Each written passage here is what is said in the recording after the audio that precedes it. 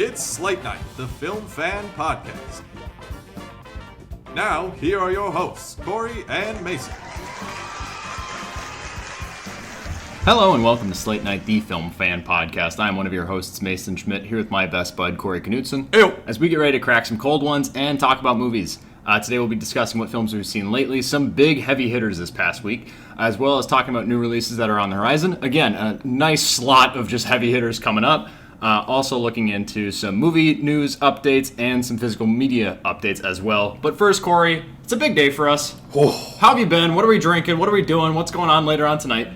Turn that TV off. Turn that TV off. We're seeing Kendrick tonight. Not only he coming to Minneapolis, this is the first stop on the GNX2. I know. I can't Come wait. on. Him and SZA, stoked to see him. I mean, just like coming off Super Bowl halftime show, the Drake beef for like the past year now. Like this is monumental. We've got an assortment of beverages to celebrate. Yeah, we're not really sticking to our consistent like Minnesota local brews. It's just a random conglomeration. We got some Coors Light. We got some Fireball shooters. I'm drinking some Reka vodka. I wanted to get the Meili vodka, which is Jason Momoa's, and it's really good. The Reka is like a Icelandic vodka, which is solid. Got some First Call whiskey. We just got everything. We got another buddy coming over in a little while here, so stoked. Timberwolves and Wilder in the playoffs. It's, you know what? Will they both get bounced first round? Let's enjoy before the games start. Of the hype of playoffs before we're immediately kicked out, yeah. So not thrilled that we have to play the Lakers and then the Knights. Against Luka and LeBron right now. Yeah, the Wild got to play the Knights. But you know what? It's a fun time. We're excited. We're just fucking stoked. And also stoked to be talking about some movies from this week. Yep. The big one was Sinners. So I saw it yesterday. Mason, I know you saw it. Saw it last You said night. You had a story to tell me before we get into it. It's more of just like a harping on theater etiquette. So me and my wife, we rushed in because I've been duped by AMC a couple of times of movies starting actually when they're like posted supposed to, instead of doing like the 30 minutes of trailers that I'm accustomed to with AMC. But this time, got there, we had time, we sat in our seats, and when we sat down, there was this couple sitting next to us. Didn't think anything of it. And then movies starting. Guy walks in our row, and our row is packed. So I'm like, where does this fucker think he's going? Goes to the seat right next to me. He's like, I think you're in my spot. And the guy sitting next to me stands up. He's like, yeah, that's my girlfriend right there. My seat's up there in the back left corner. Will you take it for me? And so I can sit with my girlfriend? And the guy's like, no, I bought my ticket. I want my spot. And the guy was like, the guy that was originally sitting there is just fucking flabbergasted that this guy's not offering up his middle seat instead of and like going to the back fucking left corner in the fucking way back of the theater. Guy's just like, fine. I hope you enjoy this movie with my girlfriend. Have a good time with my girlfriend then. Storms off, trips on Allie's recliner, my wife's recliner right next to me, and just like just making all the noises as the movie's like getting rolling. I'm like, I'm gonna fucking lose it right now. The guy that rightfully bought that seat sits down, and he's like turning off his phone, which like usually I'm like, hey, turn off your phone before the trailers and all that stuff end. But he got in late. I'm kind of fine with it. Like he's turning it off, and the woman, this girlfriend of the guy that's now pissy and running to the back of the theater, is just like, are you going to be texting all of this movie? And he's like, I'm fucking silencing it. Like, leave me alone. Like, she was just salty. But then we had this fucking thing happening. The seat over from them is just this loner. And he's like, hey, like, to the girl of this couple. He's like, I'll switch seats. Do you want your boyfriend to come down here? I'll go sit with him. And I'm like, can we not do this shuffling right now while the movie's happening? And so he goes up. This nice whatever guy goes up. And then the boyfriend, who is all pissy, comes back down. He's tripping over everyone's fucking recliner. He's like, sorry, nice to see you guys again. Like, making jokes to the people in our row. And then goes and sits just like, they're just, you could sense the fuming coming from this couple. Like, why didn't this fucking asshat give me his seat? And it's like, Allie and I just this entire time are fed up with this couple because we're like, if you plan this date night out and you want to go to a movie and you can't buy seats next to each other, you cannot go in with the expectation that someone that has the seat that you wanted is just going to offer it up to you. They bought that seat before you. That they have every right to have their seat. So I was just like blown and taken aback by that. I was so blown away. But then the guy who was sitting in the right seat, the couple's talking, and he just, shut up. Adam. And I'm like, dude, I'm on your side right now, but if something happens during this movie, I'm going to fight both of you. Like, I just want to watch this fucking movie right now. So yeah, just kind of a weird start to the movie. Theater etiquette, sit where you're supposed to sit. Don't fuck with other people. Sit in your seat. Turn your fucking music and your phone off and all that shit before the movie starts. But yeah, we got to see Sinners. So a great thing came out of it. We got to see an awesome movie. That's wild. Sinners, directed by Ryan Coogler. Obviously, he is an auteur. I feel like, especially every film he's made has been something spectacular. With both the Black Panther films, Fruitvale Station, and Creed. Corey, I'll let you talk about it because you got to see it first. Which I feel like everyone I know, every film reviewer got to see it, and I was just like, I'm the last person on earth who hasn't fucking seen this movie, I guess, and it's opening day, so... Dude, yeah, I saw it yesterday morning. Wasn't as packed of a theater, no swapping seats needed. That sounds shitty. People always do that right at the start of the movie, too. How did you plan this out so poorly? Yeah. I don't get it. Also, like, if that is the case where, like, you buy 2 seats and, like, you're trying to do it, get in a little bit early and ask if you can switch, and if not, that's on you then. Yeah. If somebody's not willing to, whatever. But I had 2 women sitting in front of me that were really digging this movie. They really loved Michael B. Jordan. They were anything he said or did in this movie. They were they were excited. They were into it. They were getting stoked. We have Michael B. Jordan, the 4th movie this year with somebody playing dual roles, which is crazy. Damn. We had Mickey 17, Alto Knights, The Monkey, Sinners. That's crazy. We're just going for this it is this year. The year of just dual roles. We're not hiring somebody else. No. You're doing it twice. We're gonna pay you once though. Yeah. 2 roles, just once. Yeah. 1 check. No. Smoke and Stack don't each get their own thing. But yeah, so Michael B. Jordan heads up a cast. Got Haley Steinfeld, Delroy Lindo, Wunmi Masaku, Miles Caton. This is his first role. We'll talk about him in a little bit. He's fucking great. Jack O'Connell. And I don't... We haven't discussed this before, but I'm going to put a spoiler warning on top I of think this. we should. And I think also just... If you haven't watched the trailers for Sinners, don't watch them.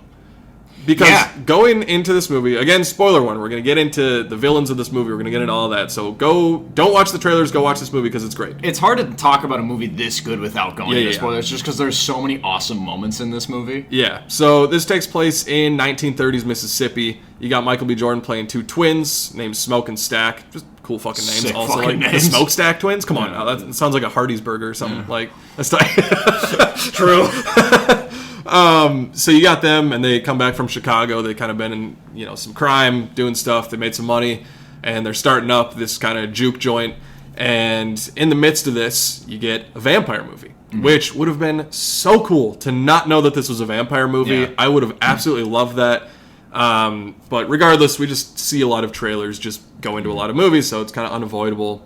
It could have been like a little From Dusk Till Dawn moment of just that, absolutely. That flip turn, or the switch turns, and you get like Salma Hayek is now a vampire. And you're like, what the fuck's going on here? I feel like we could have, feet in Tarantino's mouth and everything. I feel like we could have had something similar to that here. Yep, I agree. So, so it is a vampire flick too, but really the first, I'd say half of this movie, really is not about vampires at all. It's a lot of setup, which I really enjoyed. You get a great sense of these characters, and you get their history, but it's done in subtle ways where it's not like, I was here for this long and doing this. It's like, you get it through conversations with people, and they're like, oh, the Smokestack twins are back. You feel their impact in this city, in this little town that they're in, which I loved. And then you got Miles Caton, who I mentioned before. It was his first role, playing Sammy, otherwise known as Preacher Boy. Young cousin of Michael B. Jordan's Smokestack twins. And he's playing music, but his dad, who's a preacher, doesn't really approve.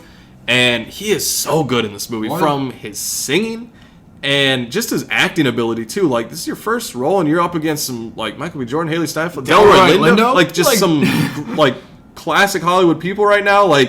Very impressive. This dude was killing it in the movie. Maybe my favorite performance. Michael B. Jordan's great, but this guy, he's got a bright future. Dude's voice was rocking the theater I was in. Just a booming, I think his character in this movie is probably 17, 18. He's younger, he's a teenager. And I think Miles Caton is, I think in his early 20s, he's 21 or 22. And this booming voice that comes out of just kind of an unassuming guy is just shattering. His singing and his guitar playing, the music incorporated in this movie is one of the best elements of the movie, and they don't really show a whole lot of that in the trailer. Yes, you get Ludwig Göransson's score in the movie, but the music just fucking rocks this movie along. It's a love letter to blues. and like classic Southern blues. And it's also like a celebration of music from different eras of history. Which there's a scene in the movie which a lot of people have been talking about is like starts out and it's Sammy playing, and then you see like a guy playing an electric guitar and a DJ and like African dancers and just a bunch of different eras of music, and it's just visually a great scene.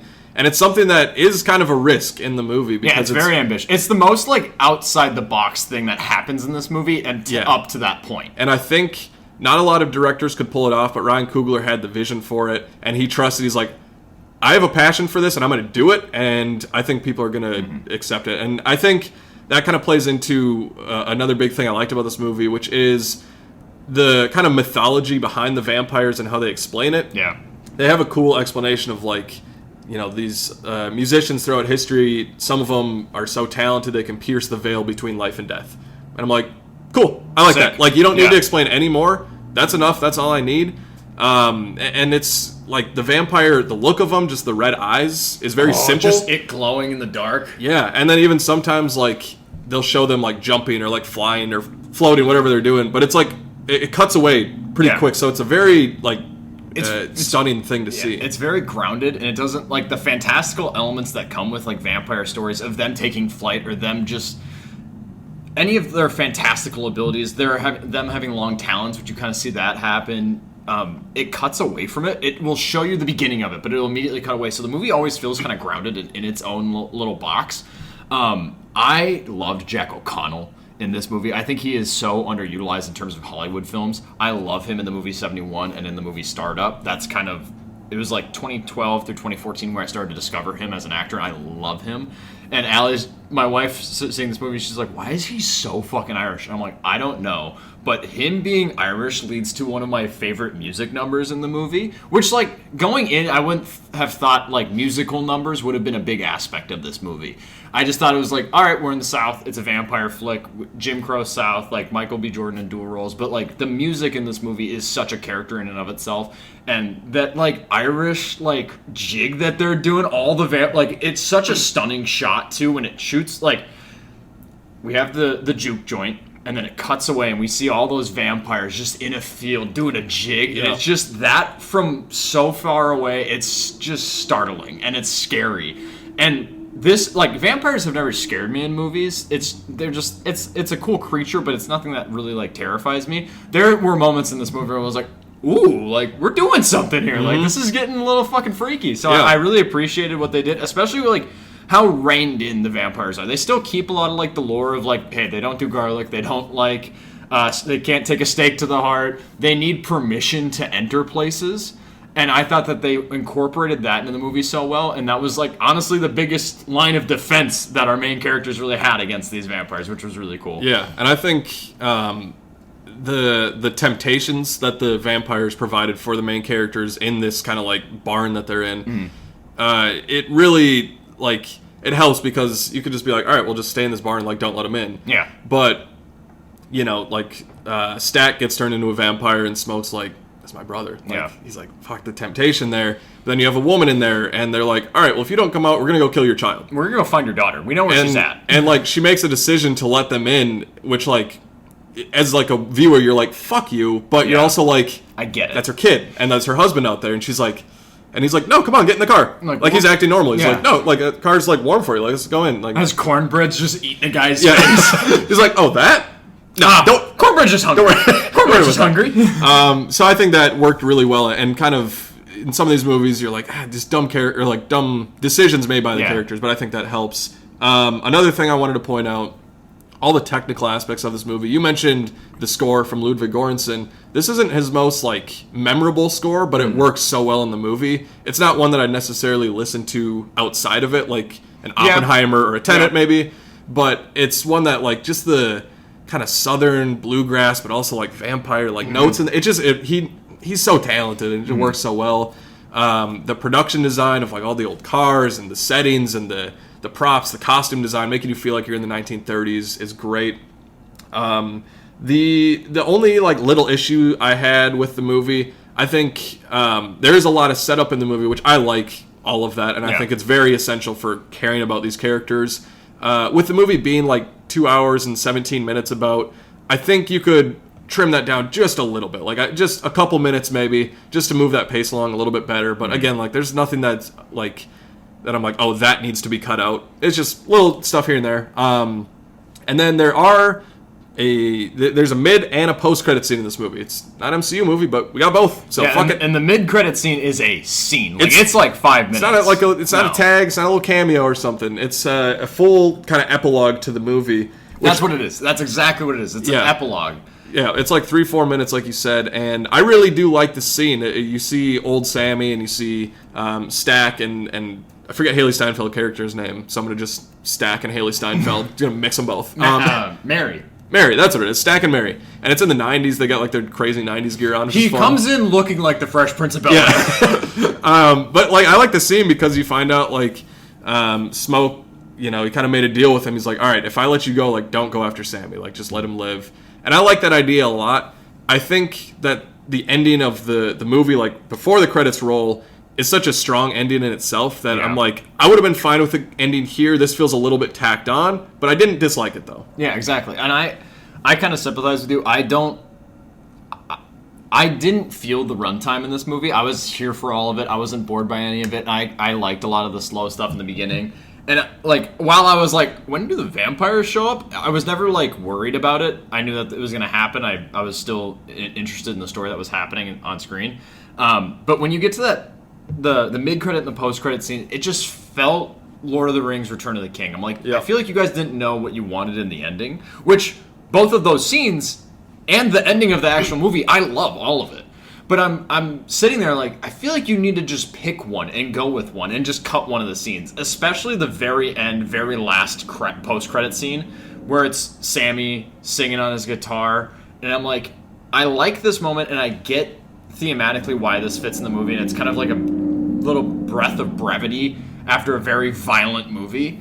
But I'm like, when this happened, this moment of him singing in this church, it's likely the first thing that ever occurred in the entirety of this movie, and it feels like we're just jumping back and forth too much because we're in 1932, and then the mid-credit scene, which is that longer scene with old Sammy, is in the 90s, and then we jump back again to young Sammy. I'm like, it feels a little disjointed where I'm like, just pick an avenue you want to go down and stick with it.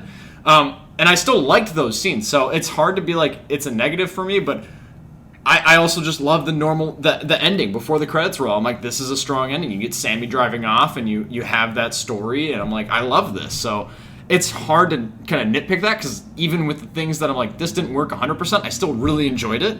Some of my favorite scenes, though, in this movie were the quieter moments. There's a scene between Smoke when he goes into town between him and a little girl, where he's like, hey, you know how to tell time? Because he brings in this big truck, and he's like, I don't want people coming in and trying to steal stuff from my truck. And he's like, hey, little girl, you know how to tell time? I'll pay you. And he's like, hey, watch this truck. For every minute I'm not back, I'm going to give you 10 cents. You know how to, like, watch this little stopwatch. And she's like, okay, I'll do that. And he's like, no. We're in communication. We're talking math. We're talking numbers now. And he's like trying to negotiate with this little girl to pay her more money, and he's like, see, you gotta ask more. You want 10 cents? You want 50? And she's like, I want 15. And he's like, I'll give you 20. He's like, highest I can do is 20. Yeah, and I was just like, just cute little moments like that where I'm like, Smoke, like these twins have like kind of a questionable backstory in Chicago and what they've been doing for these last 6 to 7 years while they've been out of town.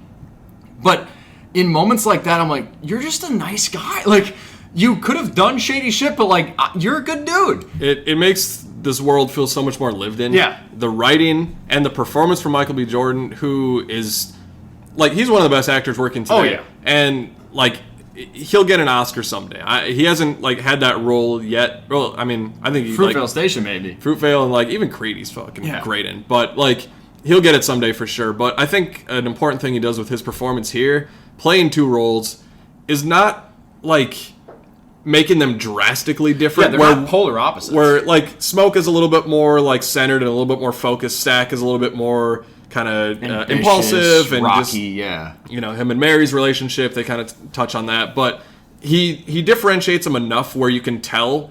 And, like, honestly, I was never like, oh, it's both Michael B. Jordan. I'm like, it's Smoke and Stack. Yeah. And that's just the talent there, and his charisma just shines on screen. So this movie is incredible. It's an original movie. Yeah. It's not based on anything. It's Ryan Coogler, something he was passionate about. I love that. Go support this movie because not only is it original, it's great. And it's just, I think there's something there for everybody. Like, it's, if you like the vampire stuff, if you like, these kind of like Prohibition era, like, 1930s movies, bluegrass stuff, like there's a lot in there for people. That took a second to click with me when they were trying to win over Delroy Lindo's character, Slim, in this movie. And they're like, he's like, Michael B. Jordan has a stack. He's got a beer in his hand. And he's like, what's that? Or Slim's like, what's that? And he's like, oh, it's some Irish beer. And I'm like, I didn't even think about like this being during Prohibition. Yeah. So I'm like, oh, that's like a golden ticket for this guy. Like, he's like, do you have beer? He's like, hold on, wait a minute. He's like, oh, I'm listening too. Which Delroy Lindo in this movie, every scene he's in, steals it. I hope he gets nominated for Best Supporting Actor for this movie. Not only that, I want him to win. I love him. He's so good in this movie. Should have been nominated for The Five Bloods. The Five Bloods a few years back. So good. He's always clocking in. Yeah, he's so good in this movie. A lot of his lines were some of the funniest lines in the movie too.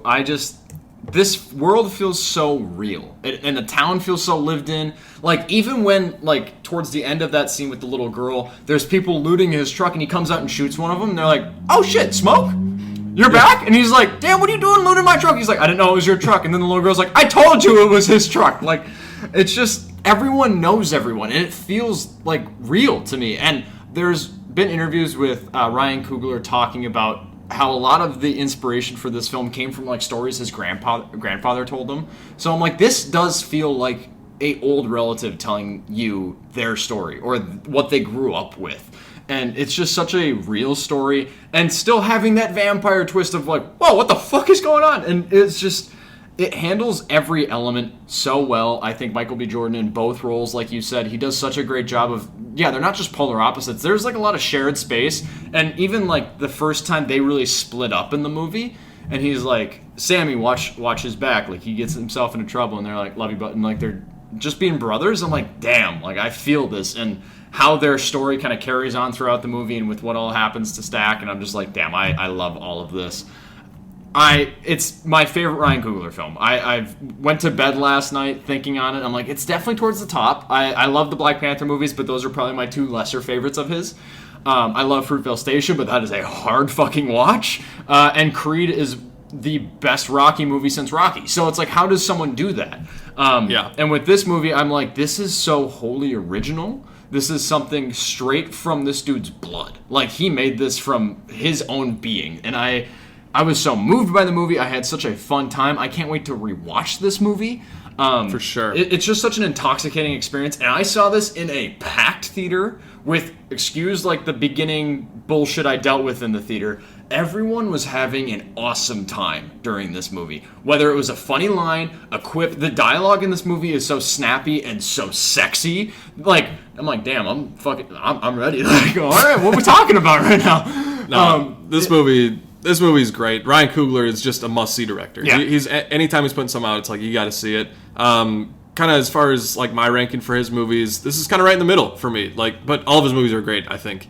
No misstep. And keep putting Michael B. Jordan in your movies. Yeah. I want that to be your working relationship till both of you die. This, I was thinking about it before I give my ranking of his movies. This feels like a Scorsese, De Niro, or like Scorsese, DiCaprio, whatever. But it also sort of feels like, for our generation, the Spike Lee, Denzel Washington. Yeah. Of that kind of pairing, of like, you combine those two things and you're like, this works so well. But for me, I think my ranking would go Creed, Fruitvale Station, Sinners, and then Black Panther 1 and then 2. Like, they're all great movies. I think for me, Creed is just the most rewatchable of his movies, where I'm like, if I want to get pumped up, I'm going to watch Creed. Yeah. Fruitvale is, like you said, it's a heavy movie. I think that one just like, on its themes and its emotions, hits a little bit more than Sinners for me. But like you said, I can't wait to rewatch Sinners, and I hope that this does well, because it deserves to be seen by everybody, because it is that great. This feels like a new modern day classic. Like, Absolutely. The moment it ended, I was like, holy shit, we're gonna remember the year Sinners came out. Like, this is such a crazy experience. I'm gonna finish up talking about Sinners with a shot of Fireball. And I feel like you should do the same. I'm gonna. Oh, you want me to do it right now? I feel like we should. That's the best way, I think, to watch this movie down. This was such a great time at the theaters. Definitely go see it. If you're listening to this spoiler review and you haven't seen this movie yet, I still think you're going to get all the enjoyment Yeah. out of it, even knowing what we've just talked about. So go see this movie if you haven't, but definitely it is one of the best of the year. It's not my number one, but it's definitely going to be, I think by the end of the year, I'd be shocked if this isn't in my top 5. Yeah, this is my number 2, Right Behind Warfare. So cheers to Sinners. We're ripping some Fireball. This is going to be probably 10, 15 seconds of silence, and then us just coming back. So just coughing a little bit, so just bear with us.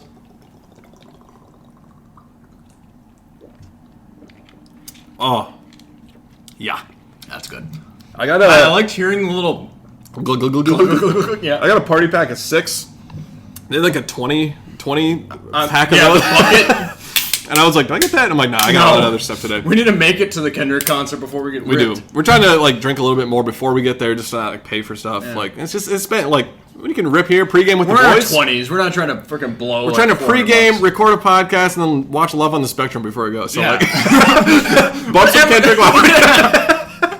The craziest lineup. It's great stuff. Anyways, I saw a really charming movie. Yeah. Aside from Sinners, I didn't actually see a lot of movies this week or watch a lot of movies. Both of us, actually. Yeah. It was between Sinners and The Ballad of Wallis Island, which I wasn't anticipating seeing in theaters.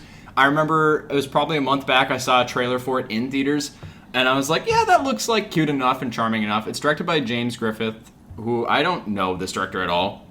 I recognize some of the actors in this movie. It stars Tom Basden, Tim Key, and Carey Mulligan.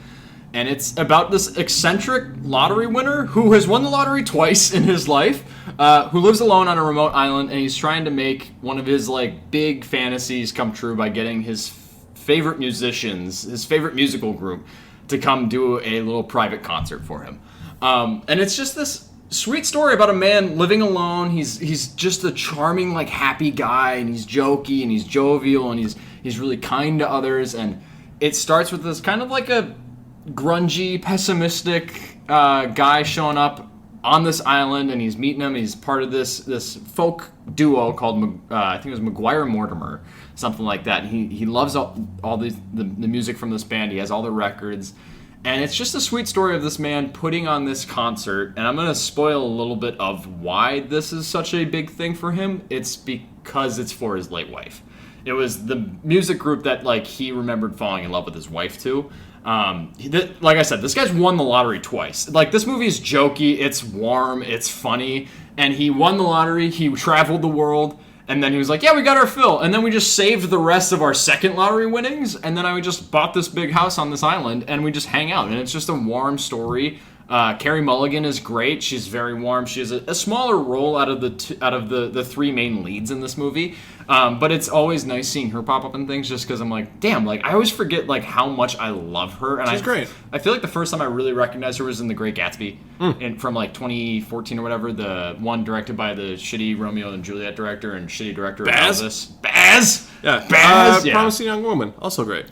Amazing. Should have won Woman. Yeah. Best Actress that year. Anyways. But this movie was just such a warm movie. It's just jokes nonstop, and a lot of them actually kind of hit, but they're not laugh out loud funny. It's just that's stupid and cute and sweet, and it's just a sweet film about kind of revisiting loss, also love lost, and just seeing how people kind of deal with that, and seeing this weird kind of unsuspecting friendship grow between these 3 people. There was a line in the movie towards the latter half that it's a happy movie, but towards the latter half there is one line, it's a sentence, and it just tore me up. I immediately, which I didn't see this in a packed theater. I don't think a lot of people are seeing The Ballad of Wallis Island, which I would recommend you go see it. I know Sinners is came out this week, and we have some pretty big heavy hitters coming out next week, but if you need a nice happy movie at the theaters, I would definitely recommend this. It's in my top 10 of this year. It's honestly, between this and Sinners this week, this is one of the best movie weeks I've had. April's been good to us. April's been a good month so far. But there's a line in this movie that just cut me so hard and out of nowhere, and it made me cry in the theater. And then I went home, and I saw this movie by myself. I got home, and my wife was asking me about this movie, and when I was explaining it to her, I started crying again. And then she hugged me out of response of me crying, and she's like, are you okay? And I'm like, yeah, I love you, and this movie really made me realize how much having a wife means to me, and having you in my life means to me. And I'm already getting teary-eyed. It's probably just the liquor, but It's a very good movie. It's a very warm movie. I'd recommend it. I don't think it's on a lot of people's radar. I put a review up on our Instagram. It's just such a warm, happy, good movie, and it makes you feel something. So definitely go check it out. It's worth your time, and it's a pretty brisk watch. So it's a good time at the theaters. Yeah. Just also go check out the Slate Night Instagram. Mason writes great reviews on there. I've kind of been doing more stuff on TikTok, putting video reviews on there, but Mason does a great job of writing reviews and doing all that. So check it out. Even though there's long gaps in like March and April because they're like, what the fuck am I going to go see right now? What am I going to talk about? But even just that, like just the impact that movies can have on people. I haven't seen this movie, but I've just heard a lot of good things, and this feels like something that will be nominated at some of like the Indie Spirit Awards or like some of that stuff. But just even like hearing you talk about it and the impact it has on you. I didn't mention, so again, it's about this folk duo. The music in this movie is all written and performed by Tom Basden, who's one of the leads in this movie. The music is phenomenal. If you like folk music, you'll probably like it. I loved it. I immediately, the next day at work, started listening to it during my workday. It's so good. Right on. Yeah, I definitely want to see this one. A lot of, between you and a lot of reviewers that we watch have been praising this movie, so I'm excited to see it. Last week, I did not do an alphabet rewatch. For those of you following along, for maybe one or two, I don't know how many people listen to this. We don't look at the numbers. I never look at it because I almost just don't want to know. I wanted to. Maybe it's just for us. I don't know. But yeah, we just get to like. At some point, 30 years from now, I'm gonna have kids, and they're gonna be like, "Oh, I want to listen to my dad talk about movies." I'm like, "Well, I also talk about like."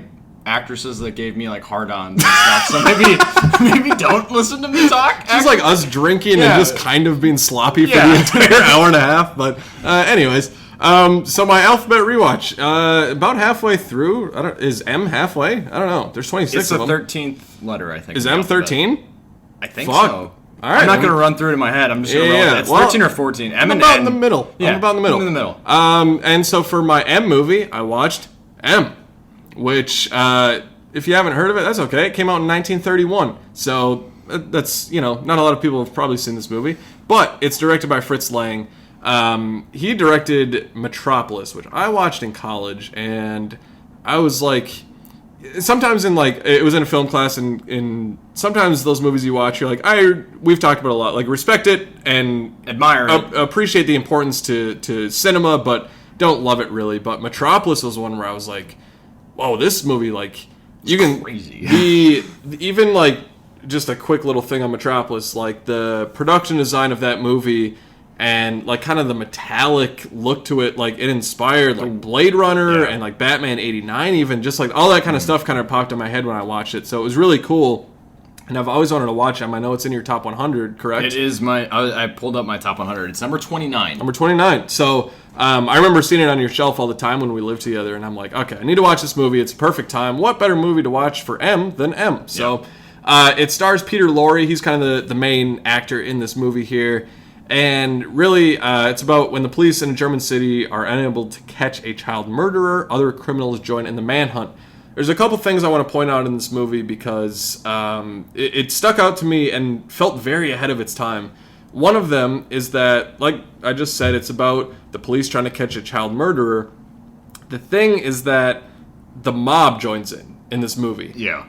And that's really interesting, of this plot point that the mob is like, all right, the police are around trying to catch this guy. They're like in every business. They're in all these different aspects of this town that we're in.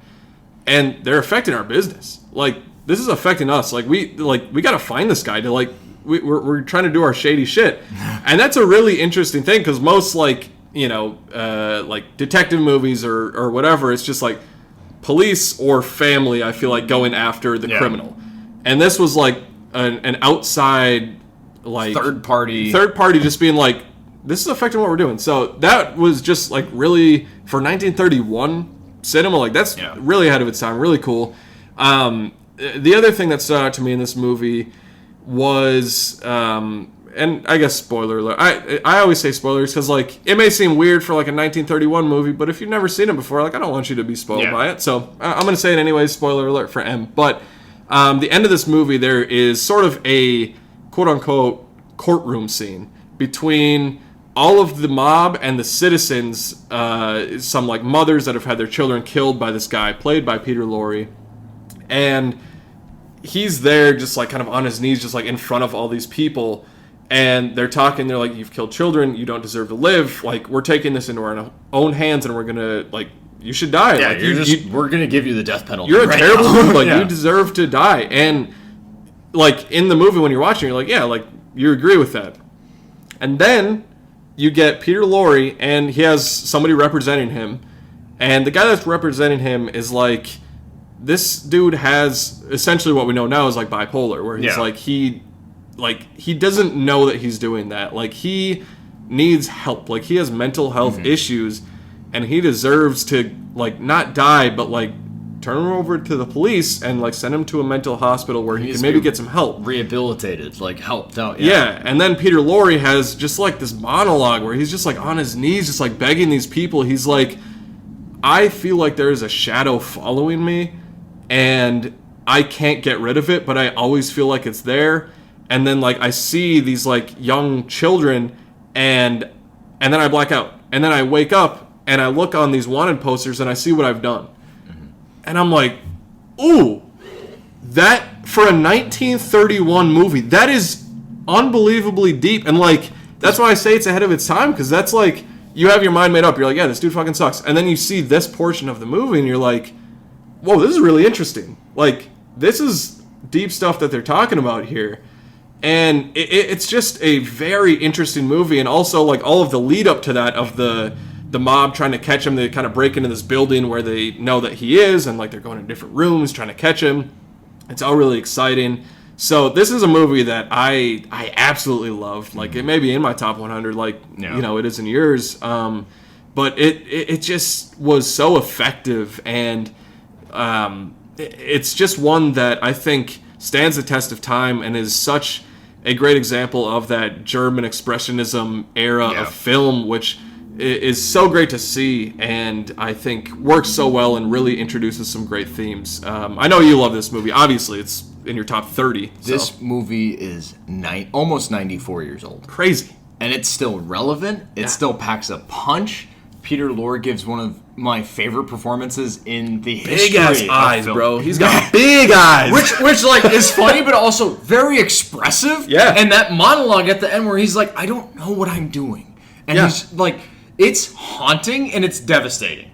And it's also the black and white in it, which, like, also it's made in the 1930s. So yeah, it's going to be in black and white, but it's some of the best black and white I've ever seen. The shadows look so it's good. Such a well shot film, and it's one of, like, to me it's one of the original detective murder mysteries, even though we know who's doing these things and how it's kind of being carried out. And that final scene where he's on the defense and everyone wants him dead, and he's like, I need you guys to understand how I don't understand what's happening.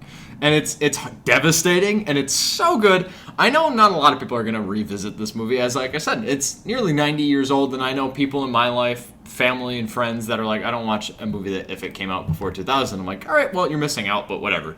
Do whatever the fuck you want. Definitely go check out M. If it sounds somewhat interesting to you, it's so worth your time. Yes, it is in a different language. You're going to have to read subtitles, so deal with it. You'll be fine. Reading is good for the brain. But yeah, I'm so happy you saw this movie. Yeah. I love this fucking movie. And of the Fritz Lang movies that I have seen, I've seen Metropolis, and I think I've seen, is it Ministry of Fear? I believe that's a Fritz Lang movie. M is far and away my favorite. Everyone talks about Metropolis being so ahead of its time. I think M equally. Everything good you can say about Metropolis, you can pretty much say about M. Yeah. I love this movie. Very, very good. It's on HBO. That's where I watched it. So definitely check it out if you're looking for a rewatch, kind of filling in those gaps. We shit on streamers. At least I shit on streamers a lot for having kind of just nonstop, just kind of made to TV movies put out so frequently.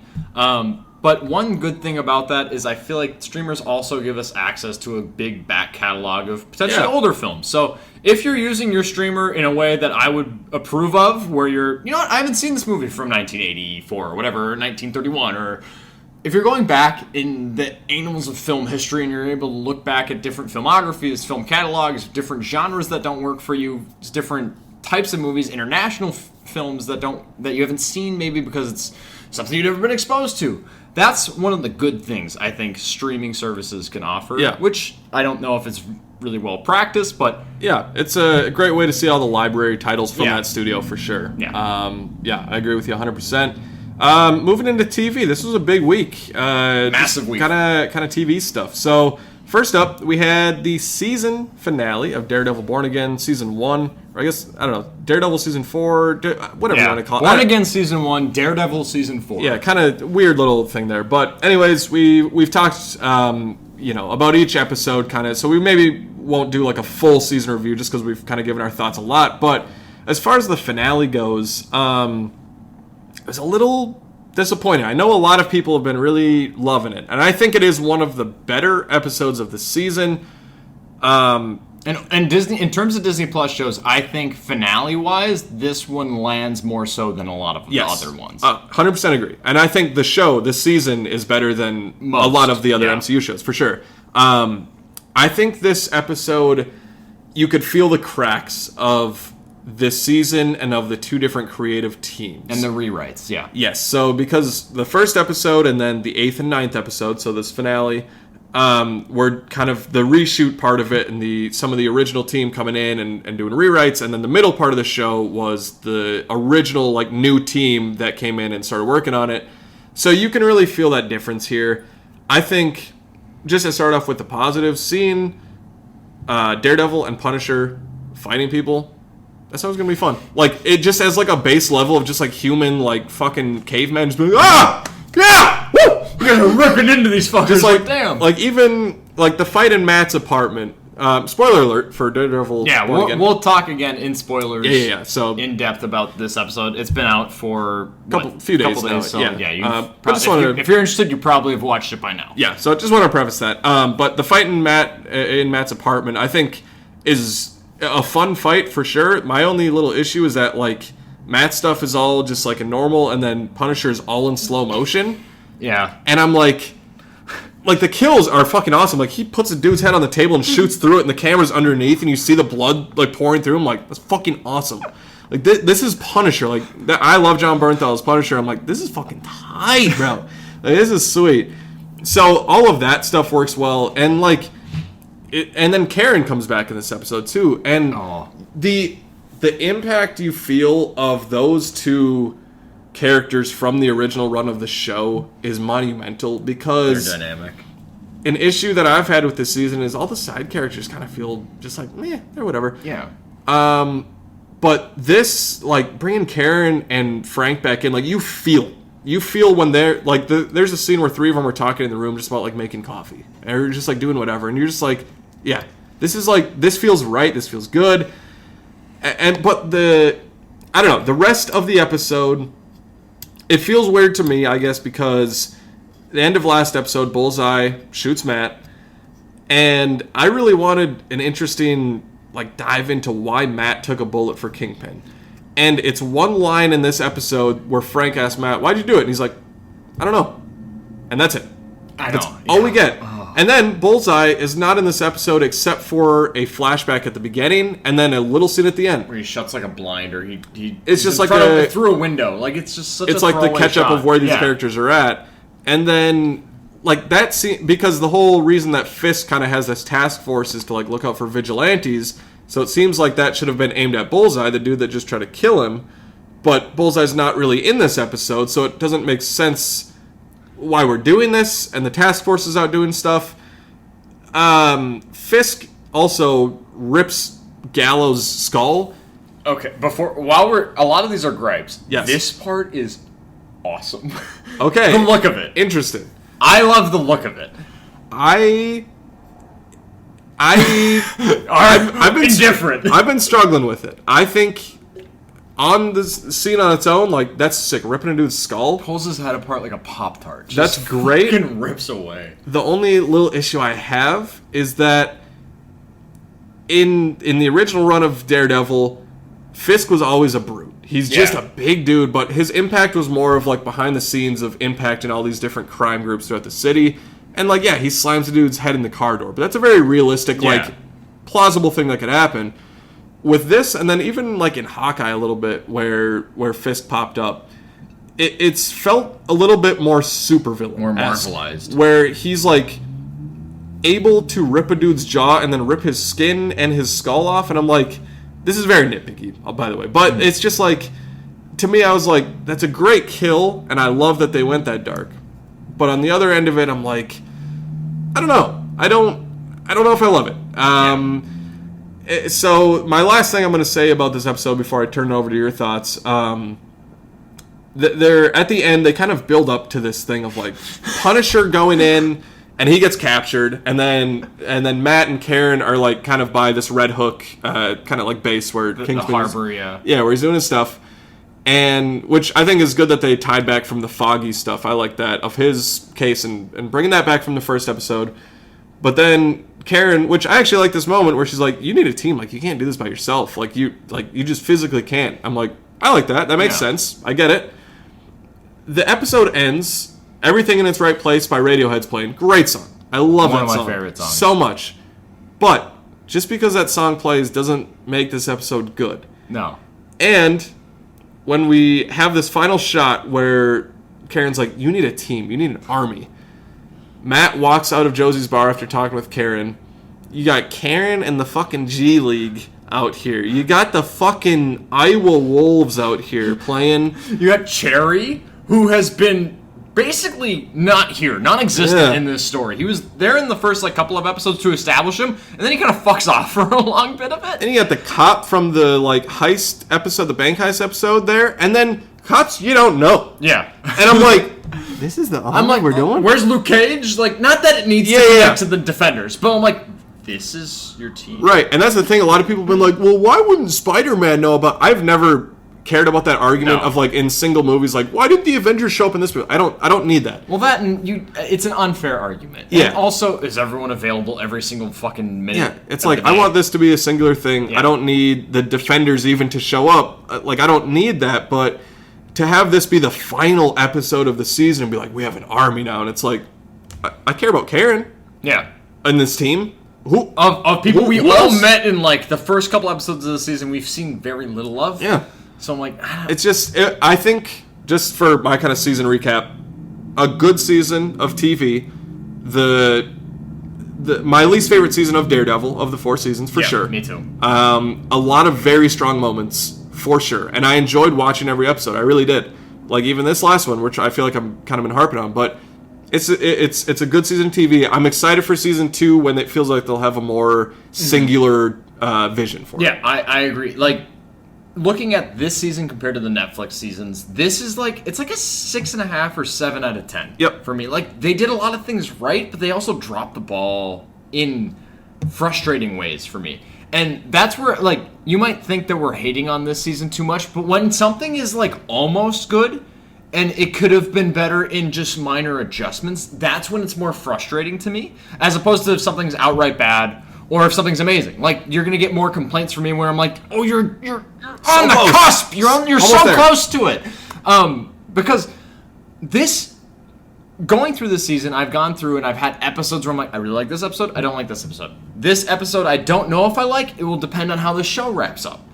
And I think with how this show wraps up, it perfectly kind of, some of it works, some of it doesn't work, and it just shows to me the friction that was having 2 different creative teams kind of Frankenstein this work to transition from the excellency of those first 3 seasons of Daredevil at Netflix and trying to Marvelize it, make it more kind of fit within the MCU, because while, yes, the Netflix show did fit in the MCU, it was very adjacent to the MCU, where they talked about, like, the Avengers event of 2012 as only the event, not, oh, Loki came down and fucking Thor beat the shit out of him with a hand. Like, they don't name drop shit. It was just like, oh, the event. Like, it was really grounded and adjacent to it, not super overlapped with it. This, now they're trying to really work it more into the MCU, and it just, some of these episodes felt mindless to me, and this episode, it's a mixed bag for me. A lot of the things that you said, I actually agree with. While I like the look of Gallows' head splitting, you're marvelizing more of Kingpin, whereas, like, this isn't 100% how he was in the Netflix show. And I liked him in the Netflix show, and now what I've seen of him in the MCU, I still like him, but I prefer the Netflix representation of Wilson Fisk. The biggest downfall of this finale is now being able to look back at this entire season and be like, there's no through line. Like, and you can make an argument like, oh, well, Fisk is mayor. That's a theme. Oh, well, Matt's not Daredevil, but now he is. Okay, but that's a thing that happens, but it's not a through line. There's no consistent, cohesive, like, A to Z story. We have this thing happening. Like, this is a season of subplots. We have a Muse subplot. We have a Foggy dying subplot. We have a Misk being mayor subplot. We have a vigilante task force subplot. We have Matt Murdock and his fucking therapist girlfriend Heather subplot. We have Heather with the Fisk subplot. Like, the White Tiger stuff. The White Tiger subplot. We don't have like a cohesive point A. Like, we have no beginning, middle, end to the season with like little offshoots from there. We have offshoots in trying to jumble together an overarching story. And I think that's where it fumbled, which it's hard to gripe about it because as someone who's been so interested in the development and the production of the show before it actually came out, you hear a lot of the stories of the rewrites and them not originally being really thrilled with what they made and having to go back and kind of rework it, Frankenstein it into something else. And the way it's reworked, I think it serves it probably better than I'm guessing what they originally had, so thumbs up to that. But this finale had no finality to it. There was no like, oh, this is the resolution. This is what happens. This is what we learned this season. It's just more of Fisk being Fisk, but now he's the mayor. Daredevil's back, which Daredevil becomes Daredevil again because of Muse, but then we never talk about Muse again. Like, Muse is 2 episodes of this fucking season, and he was marketed as being such an overarching villain. I was like, once Muse got introduced, I was like, he's going to be the villain from here on out. This is how the season wraps up, and then he's resolved in the next episode. I'm like, what the fuck are you doing? Yeah. You have nothing building. You have just 2-episode beats, and then we have a little fucking bottle episode in a bank with Kamala Khan's dad. Like, cool. Like, I like these episodes individually, but if you're going to try and put it down together as one big overarching season, I'm like, you dropped the fucking bag entirely. And I'm saying this as a fan of the Netflix Daredevil, and as someone who would probably give this season like a 7 out of 10, but the way I'm talking about it sounds like I'm giving it like a 2. It just feels like they fucked it up in ways that I'm like, you could have tightened that, maybe focus on this instead. Not to say that I'm the smart, overarching, like, best person in the world in terms of what makes something interesting or what you should do in terms of storytelling, but I feel like come on, you're almost there. Yeah. This is so close. It was close. All the things we've said, it just kind of the creative overhaul was a tough thing to do, and I think even all the negative we've said, the fact that they were able to give us 9 episodes that like sort of worked as a season actually is very impressive. Yeah. For like a new team coming in and being like, okay, you guys need to do the first episode and then the last 2 episodes. And they're like, huh? Okay. Sick. Okay. Sweet. Show us what you have and we'll try and work off that. Like, I can't imagine coming into that and like trying to do that. So it's a mixed bag for sure, but like I think we both agree, like season 2, I think we're both very excited for. Yeah, I'm like, stoked. I can't wait for just this team to have it and be like, all right, you guys do what you want to do. Let's get into it. Carry this into something interesting. Yeah. I'm excited for the future of it. Yeah, exactly. This episode, it felt too much like a penultimate, like the episode before the end of the season to me. And like, I like that I love Karen being back in this. I was like, finally, because like we've had a lot of new characters introduced, which most of them I've actually been on board with. But finally having Karen back, I'm like, oh, home. It just home feels is here. Great. It's different. And then we get... I love John Bernthal as Punisher. I do think he gets a bit grunty. It's just, that's a lot of his performance, which as a fan, like, I'm still a fan. I like him. This episode didn't feel like it was building to an end. It felt like it was building to a next episode, and then it would end with something. Yeah. Also, the end credit thing of Punisher getting out of his fucking cell, because he's been captured now by the vigilante. A little goofy. I want to shake your hand. That fucking goon is going to fall for that? That is the dumbest writing I've ever seen. Just this guy's going to shake his hand, get it snapped, and then Punisher's out, which I'm like, all right, sick. I can't wait to see your special Marvel presentation. I'm sure that it's probably going to build off of this. I can't wait. If not, if it's something else, I don't give a shit. I love the Punisher. But I was like, we're just going to believe this fucking idiot's just like, yeah, I'm going to I'm going to shake Frank Castle's hand and everything's going to be okay. I was like, what the fuck are you doing? Yeah. So there's some stupid moments, but overall, like, I still liked this episode, and overall I still shrug and like this season. I am more excited for season 2 with some more consistent creatives at the head of it, and I think that this can be something great. And I think as a transition season to kind of get this more incorporated into the MCU, overall it does work for me. Yeah. Someone who just bitched a lot. No, we have high standards for the show because the first 3 seasons are very good. Let's get into a little Severance season 2. I talked about it a few weeks ago. You just finished season 2. Want to hear your quick little thoughts on it? A little discussion. I kind of talked a lot about how I felt about it, but now we can get into a couple more spoilers. Yeah.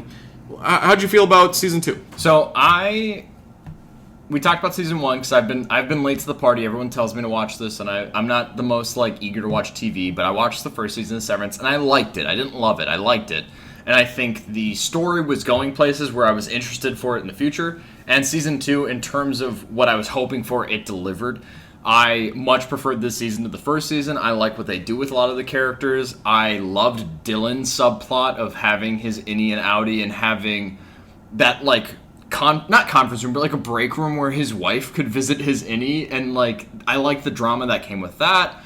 I liked a lot of the arcs of the characters. The Ortbo episode is phenomenal. It is the best episode of this show, without a doubt to me.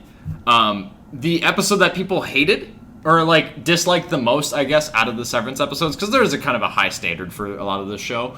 Episode 8, I forget what the title of it, but it's the more Kobel Selvig centered episode where you get more of her story, which Patricia Arquette as this character hasn't been hasn't made the biggest fan out of me. I haven't been sold on her, but I actually really dug that episode. I dug episode 8 of season 2, and it won me over a lot to Kobel and Selvig's.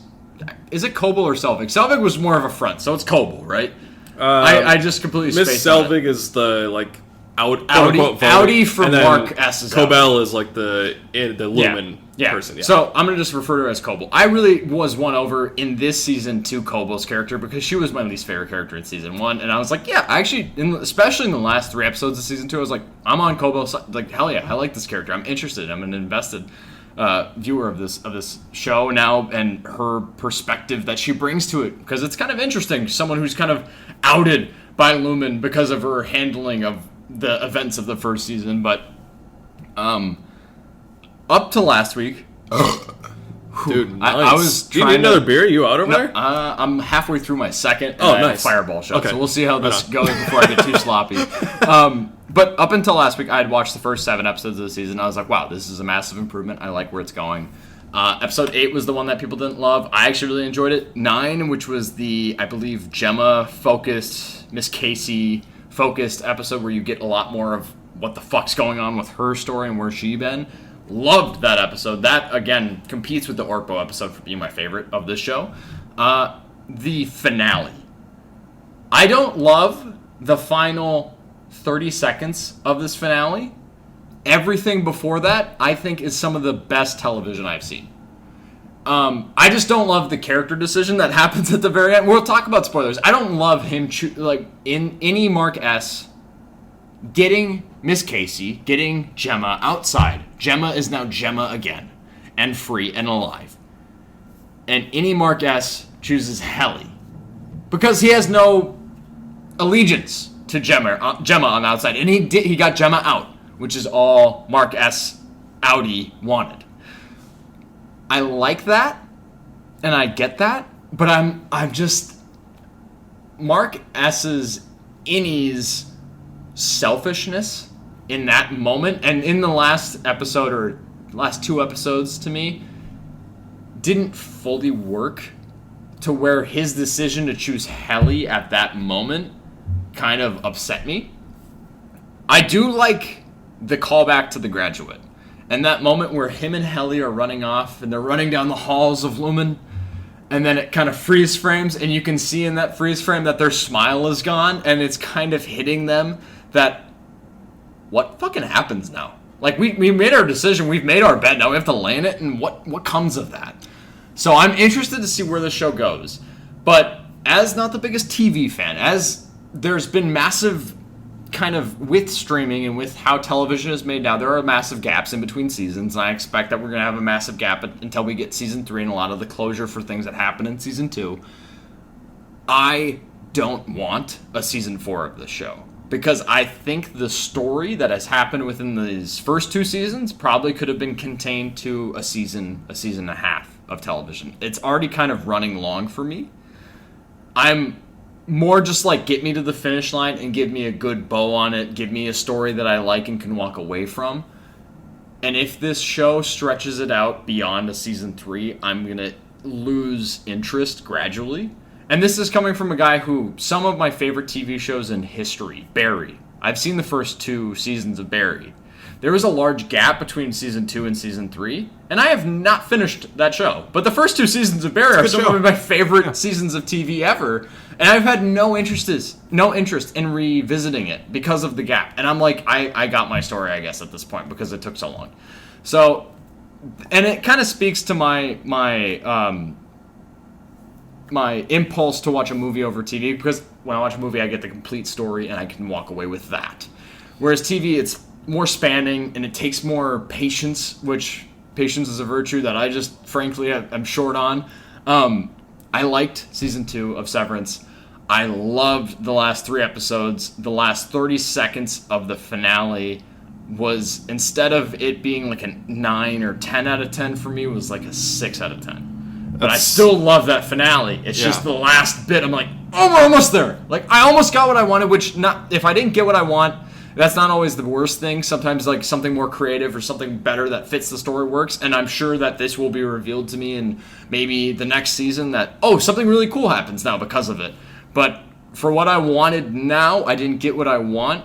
And I can't blame the creatives for not giving me exactly what I wanted. They gave me still a good story. But I'm like, oh, I don't.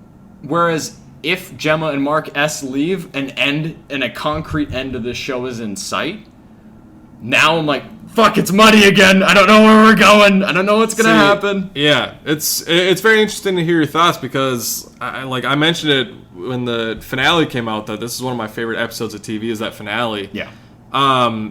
For me, that 30 seconds, like, kind of all the reasons you explained why you didn't like it is kind of why I do like it. Mm-hmm.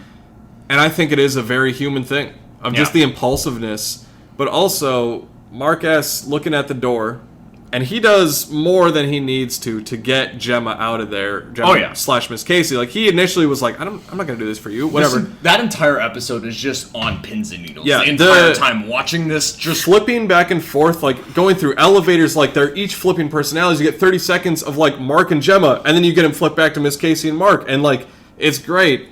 And then just him looking and being like, that's Miss Casey. I don't have any emotional connection to her. And he's like, if I do what my Audi wants and I walk out that door, I'm never coming back. I'm basically committing suicide. Dead. Like, unless he's good to his word and I'm merged, but then we also don't know what that merge means. Which after that, like, the conversation in the first part of the episode where it's like, Mark wants to be with Gemma, wants to be with his wife again, so he's like, if I leave, I don't have any of this. I don't have the person that I love and I care about. And he's looking at both of them, and he's like, who do I care more about? I think it's just a very simple thing of just being like, looking at Miss Casey, looking at Helly. If I have to make a decision, Who do I care more about? Oh, it's Helly. And that makes so much sense to me. And that's an impulsive thing of being like, maybe it doesn't make sense that we run off and maybe we get captured 15 minutes later, but to have 15 more minutes with the person that I love, I think that's worth more than choosing something that is for somebody that's not me, even though it's me. And I think that any Audi conversation is the most interesting thing about the show.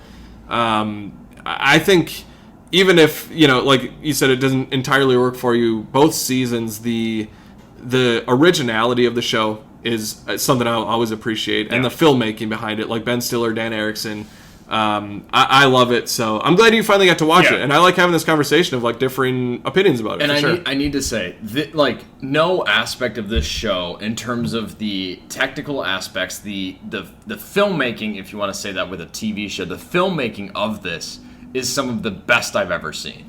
And that scene, or that chunk of the finale episode where it's Mark S.'s innie talking to Mark S.'s Audi, and that back and forth is one of the best directed anythings I've seen in a hot minute. It is so well done.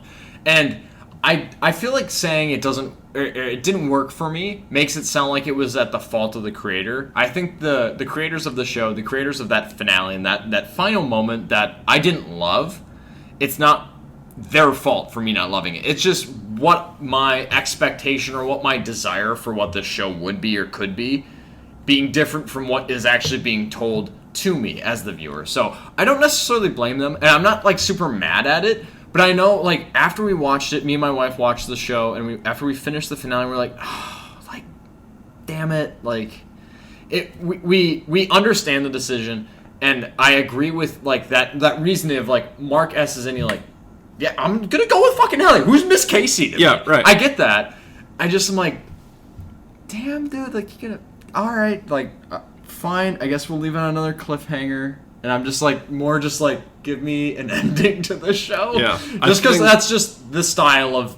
I prefer movies to TV. It's the fuck. I'm now I have to clock in for another season of a show begrudgingly, even though I think it's really well done. Yeah, which is what I love. I love like kind of the wait between seasons, like. I think anticipation of it. Yeah, absolutely. The speculation. And I think the discussion, like I've had discussions with my coworkers just about the show, and I think that is what like lets you know that a show really is doing something impressive, even if it doesn't work for you. Yeah. Is the conversation you have about it. So I love this show, and I'm glad you finally got to watch it. Yeah. Another show, big TV week. We had The Last of Us Season 2, Episode 1 come out. I talked last week. I played the first game. I loved it. I thought it was a lot of fun. I'm not good at video games, but it was a lot of fun to play. It took me a long time to get through it. At video games. Not you, me as well. Yeah.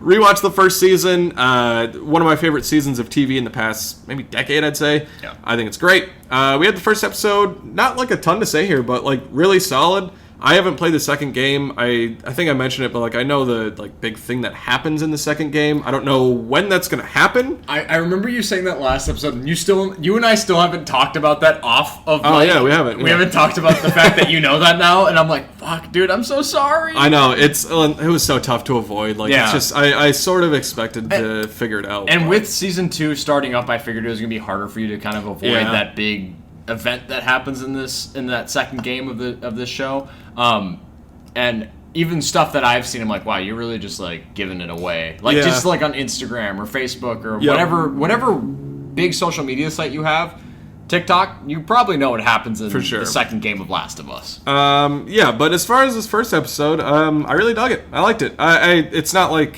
one of my favorites of like the show, you know, looking at first season and then this one, like in general, but I think it's solid. I like them just being in Jackson, Wyoming, which I've been to Jackson, Wyoming. It's a great little town. It doesn't look like it does in the show, obviously. There's no zombies around, but I like just the winter setting and them like going out on patrols looking for, you know, infected. Like I know it's the point, but I'm also just annoyed with Ellie of being mad at Joel because he's just like trying to fix her guitar. He's like, hey, like, do you want me to like fix this up for you? She's like, all right, fuck off. And I'm like, just don't be mean teenage Ellie being like teenage Ellie. And like that's the point. Like obviously I get it, but I'm just like, don't be mean to him. Like he's this just dude saved your fucking life. Yeah, but a solid episode. I think the standout part of the episode was in the like grocery store. I think it was when Ellie and Dina, that's her name, right? Dina, Isabella Merced, I think. I believe so. Yeah. So she played, you know, kind of another person in this village that they're in. So, like the scene with the clicker that kind of has a little bit more awareness in the grocery store, I think was really good. So, solid episode. I'm excited to watch it. I like the show obviously, and I'm excited to see where the season goes. And they said that they're going to split the second game into 2 seasons, 2 and 3, so curious to see how that goes. Yeah, I'm interested to see where that split happens. I love the way that this episode starts and us getting Abby introduced. Caitlin right Deaver's after great. That. I love her, especially very, in very Booksmart. Yeah. She's a great actress, and her taking on Abby, I was like, damn, okay, I'm interested to see how they do this. And starting with that viewpoint.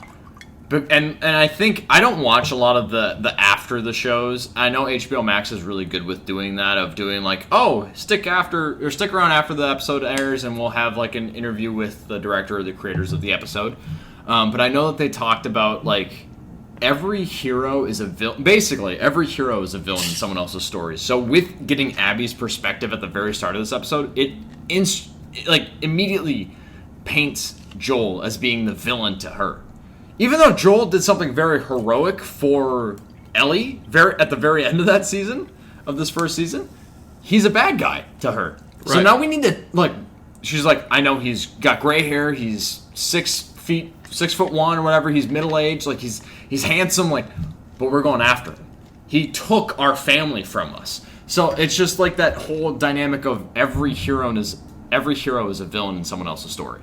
Yeah. So I'm so excited to see how that carries out. That big event that happens in Last of Us Part 2, I'm interested to see where that takes place within this season and where they kind of divide. Maybe they don't do it.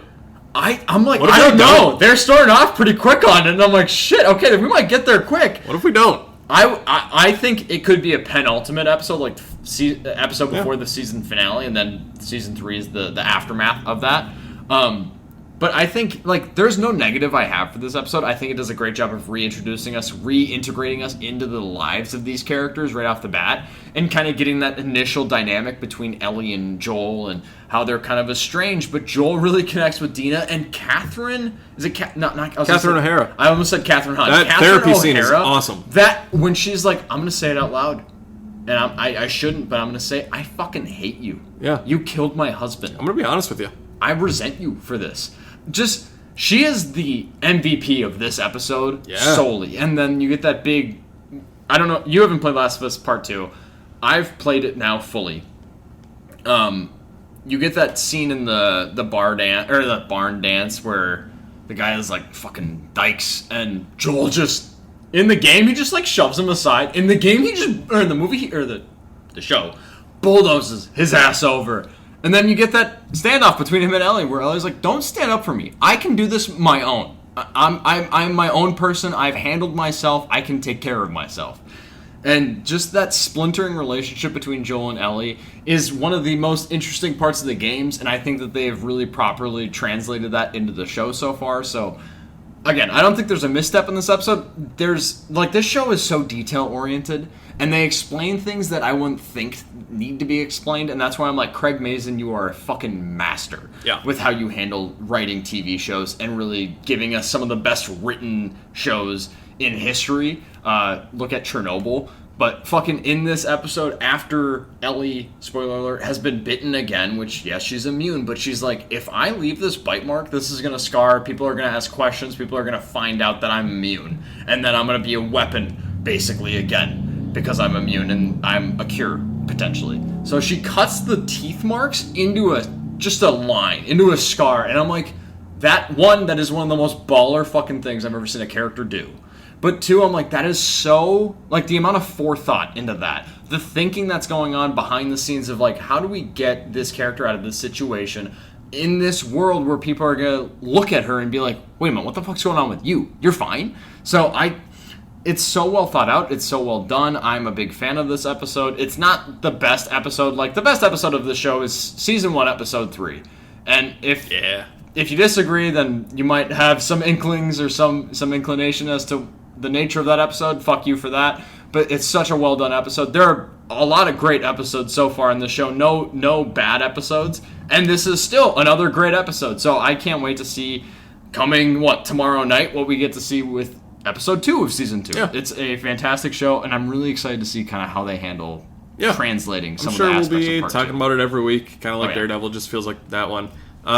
Moving into new releases this week. We got a lot of them, but we'll move through them quickly here. Oh yeah. We've got The Accountant 2 coming up, which I haven't seen the first one, but I am going to watch this week in preparation because I've heard it's pretty good actually. Gavin O'Connor, he directed both of these movies. Got Ben Affleck, John Bernthal in there. I think he's autistic, right? Have you seen the first one? I have seen the first one, but it was a long time ago, so I can't specifically list out things. I just remember Anna Kendrick being in the first one, and she's not in this one. So so Ben Affleck plays an autistic guy that is centered in this action movie, trying to kind of solve some different mysteries. Sounds like the second one is more Ben Affleck, John Bernthal, kind of like a buddy action movie. So I'm down. I'm excited to watch the first one, and then I'll definitely go to the theater to see this one. The vodka and the fireball's kind of hitting right now. So Gavin O'Connor, he makes enjoyable movies, whether depending on like the prestige or the quality of them. They're all really fun to watch.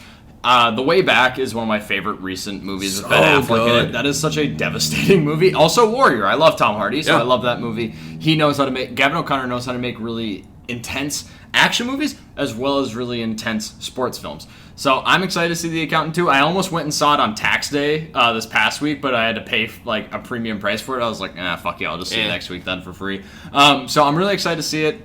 This has kind of been pitched more as like a Ben Affleck, John Bernthal action buddy romp. So fuck it. If the story's light, just give me a fun time at the theaters. Action movie. Yeah, give me a good action movie. Moving into a movie that I am the most excited for this upcoming week, only because I've played the game. Well, not only because I played the game, also because I love David F. Sandberg, but Until Dawn, directed by David F. Sandberg, director of the amazingly underrated Lights Out, as well as Annabelle Creation and both Shazam films.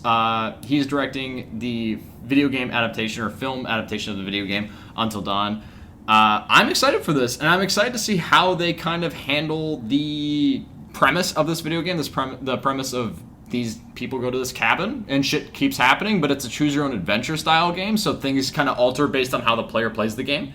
And I'm looking at this movie, it's almost like Groundhog Day, but it resets and each person remembers what happened, so it sets them up to try and figure out an advantage in the next day, and each next event is a different horror trope almost. It looks like Cabin in the Woods-esque in terms of how it handles and incorporates the genre of horror into this film, with a mixture of like the Groundhog Day, Happy Death Day handling of it. It stars Ella Rubin, Odessa Azion, and Michael Camino, which I don't know any of those fucking names I just read, so that's sweet. Excited to see it. I've liked the trailers so far.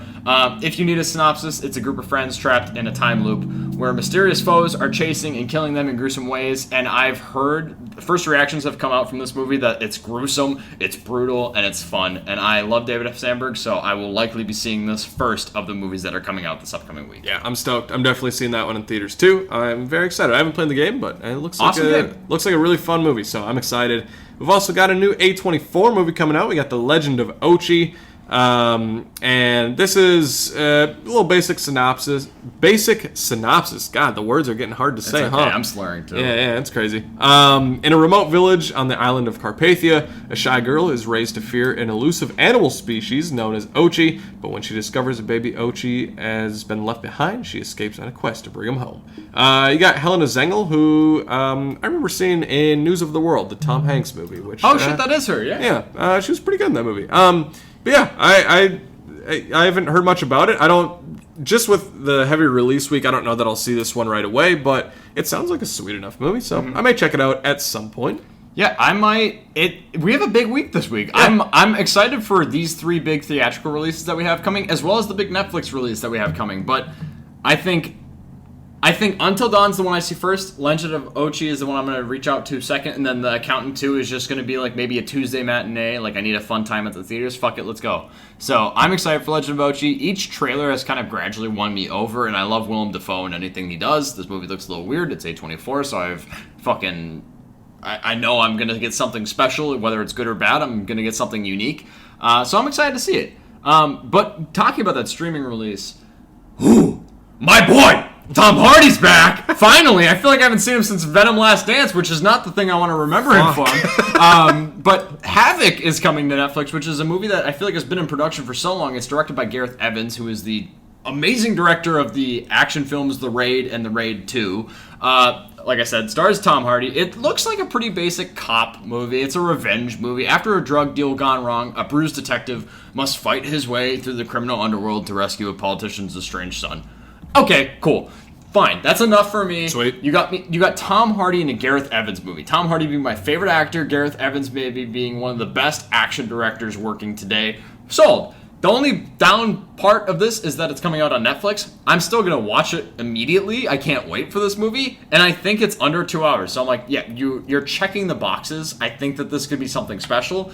The only down point is it being on Netflix. Yeah, I'm stoked for it. Tom Hardy's fucking awesome. I love that dude so much. But yeah, can't wait to watch that one. Can you believe it's been 20 years since Star Wars Episode 3 Revenge of the Sith came out? It's fucking sad. We were 5 years old. I know you said that you fell asleep during it. When you saw it, I was 5 years old when I saw it. So like remember like little things here and there. So like we both have very limited memories of 2005 seeing this. We're both 5 years old.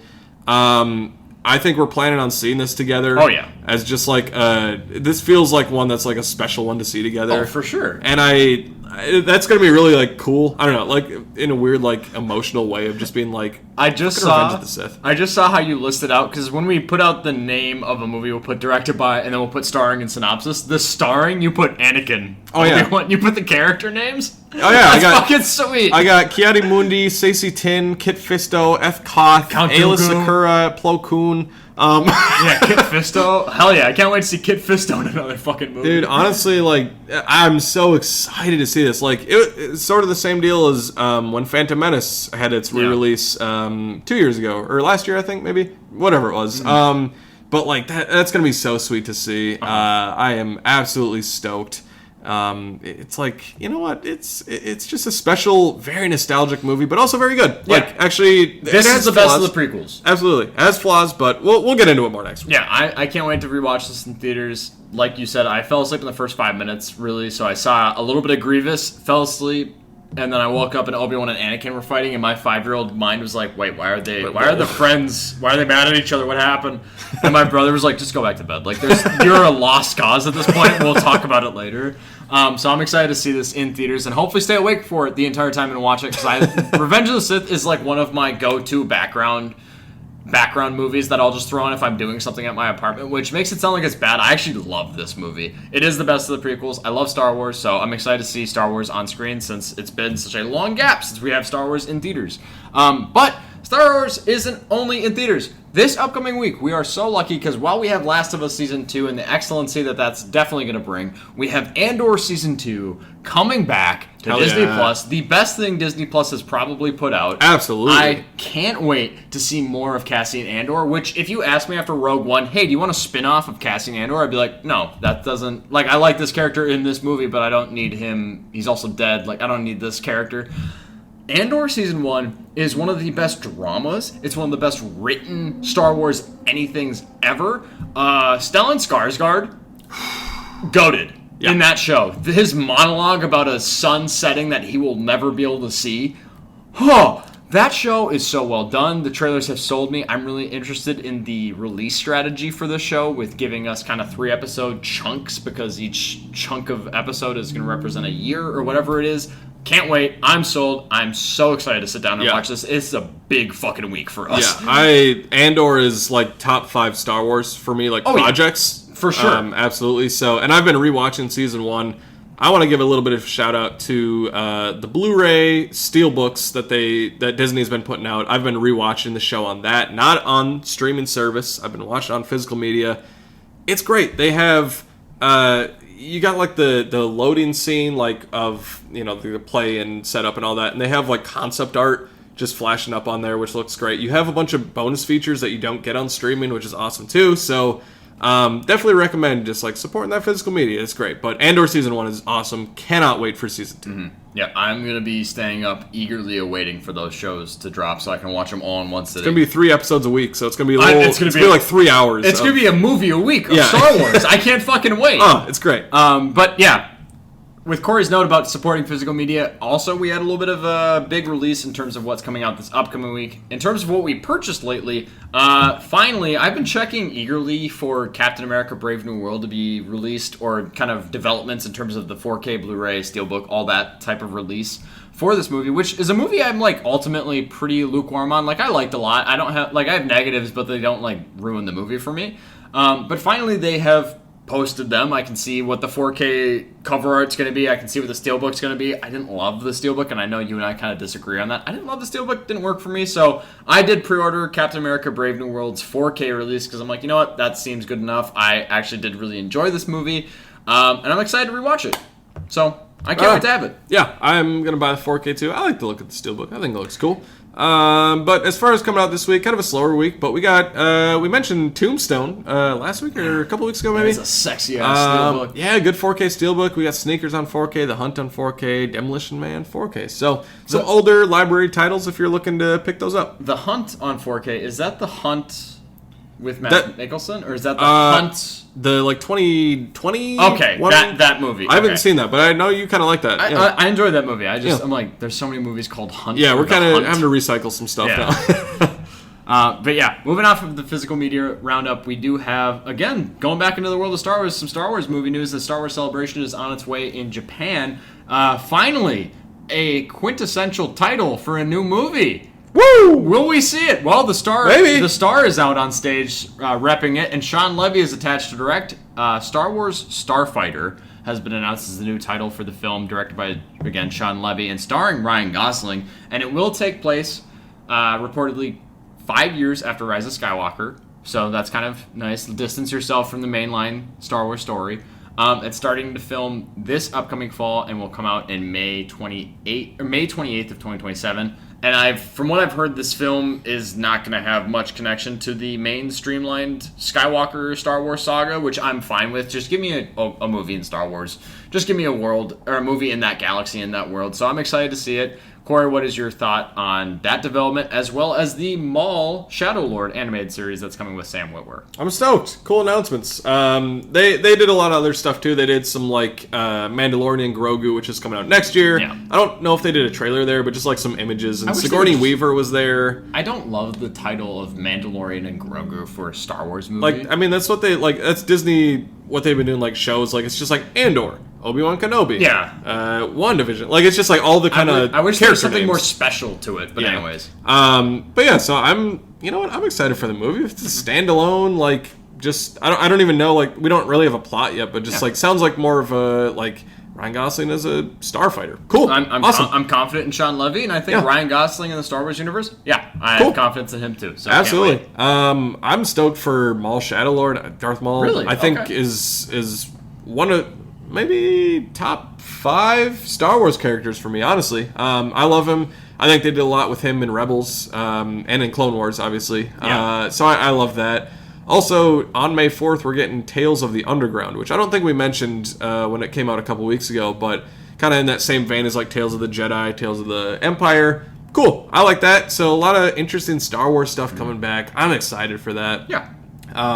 Good announcements, and it's been a little bit since a Star Wars movie, so I think we're ready for it. I'm fucking waiting for it. Even though I'm not I don't need Mandalorian and Grogu to be the big outbreak of Star Wars in cinemas again, because I already have 3 seasons. We're gonna be stoked for it when it's coming out. I'm gonna be so excited because I'm Star Wars in movie theaters. Yeah, it's gonna be sweet. I feel like a kid. Yeah. Sticking with the Disney stuff, we had a new trailer release, the official trailer for the Fantastic Four: The First Steps. Get a lot more of what we saw in the first trailer, but we get Julia Garner as Silver Surfer. We saw her. Honestly, not much really, of what she's doing, but just kind of the physical look of it. We get Galactus walking through the fucking city. That looks sweet. We got Mr. Fantastic stretching. A little bit of stretching. We got him stretching. So that's cool. It really is more of what we talked about when that first teaser trailer came out. It's just, I love the 60s retro vibe of it. I love the fact that Matt Shackman's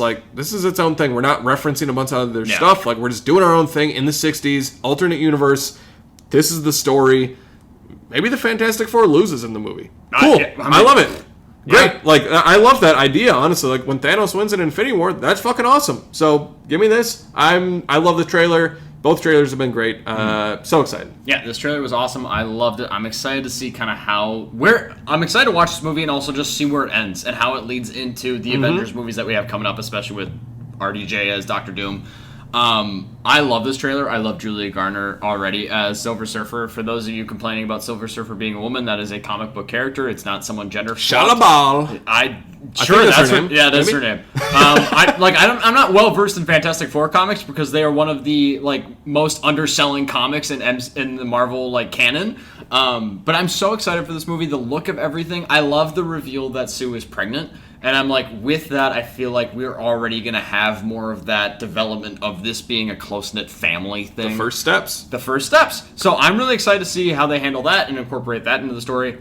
Seeing Galactus's foot towards the very end of the trailer just march through downtown, he's not a cloud. He's not a cloud. He's got feet. Fuck, this dude's crazy. moving. I'm excited to see how they handle and incorporate that scale into this movie because, Galactus is, to me, an unfilmable thing. How do you really... there's a way to film it better than a cloud, but also how do you film it as a concrete being with legs and arms. So I'm excited to see how they handle it. Julia Garner, I'm sold on. I'm starting to be swayed on the Pedro Pascal as Reed Richards, and I love the optimism in the trailer at the very beginning of like, we love the Fantastic Four, and then at the end they're like, should we be worried? And Pedro Pascal being like, I don't know if we're safe. Like, I don't know. We're gonna try to protect you. Yeah. I don't know what the fuck's happening. Shot here. I'm like, all right, I fuck with this, and I have the utmost fucking confidence in Matt Shakman, especially with WandaVision. So I'm sold in terms of this new trailer, and I can't wait for that movie as well as the Thunderbolts. Harry Potter TV. Are you guys excited for that? Fucking getting big seasons or big episodes or big shows of each individual book? I'm not. I don't care. Maybe I'll watch it. But we got a lot of big casting developments in terms of this new HBO Harry Potter show. Nick Frost announced as Hagrid, John Lithgow as Dumbledore, which I feel like a lot of these have been kind of rumored. Now we're getting confirmations of them. Janet McTeer as McGonagall. Papu Izdu as Snape, sorry about that one. Luke Thallon as Quirrell, and Paul Whitehouse as Filch.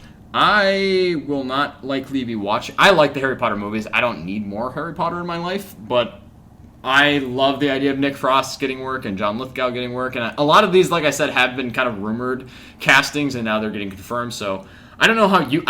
we haven't really talked about the Harry Potter HBO show on this podcast. I'm not the biggest Harry Potter fan. I don't know where your excitement is really in terms of them putting this to TV. Harry Potter, the book series, just starting off, I love. I think it's maybe my favorite series of books that I've read.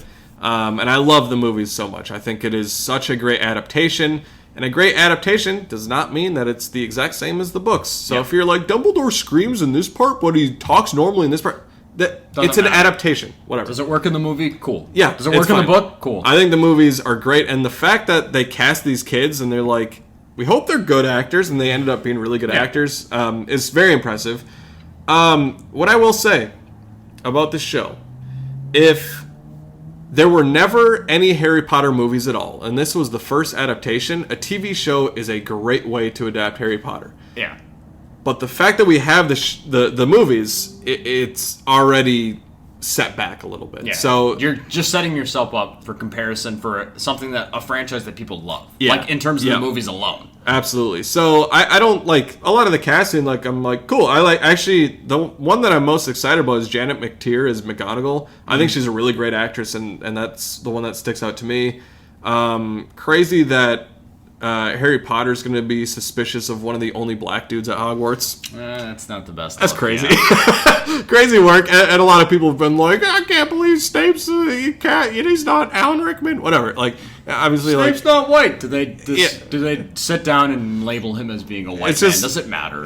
No, it doesn't matter. Interesting choice, but we'll see. I'm not going to count it out before I see it, but I love Harry Potter, so I will be watching the show when it comes out. I hope it's good. I really do. I hope they expand on some of the stuff in the books. There's some cool stuff that they just can't put in the movies because time constraints. I like all this casting information. This is going to be a show that if I'm going to watch it, it's really going to rely on the efficiency and the ability of the trailers to win me over for it. Because I'm like, I have something I already like with Harry Potter. I don't need a show of it. But you know what? Maybe I can be won over, and maybe I'll sit down and watch this new iteration. Yeah. Maybe we'll do a Harry Potter centric episode someday. Because I would of the movies and ranking those. Okay, yeah, of the movies. Okay, I'm like, don't make me have to watch the TV show. Of the movies. Like talking about the movies. I think it'd be fun because I think there's even though you and I agree on what the best movie is. I think Prisoner of Azkaban. 100%. The best Harry Potter movie. Most underrated. What's your most underrated? A Harry Potter movie? Yeah. Half-Blood Prince.